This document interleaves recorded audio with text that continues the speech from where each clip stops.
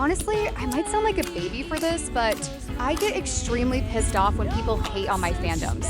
Like, it makes me extremely pissed off, it makes me want to attack them and continuously harass them. Same thing, whatever. I also have anger issues, so having it makes the urge stronger.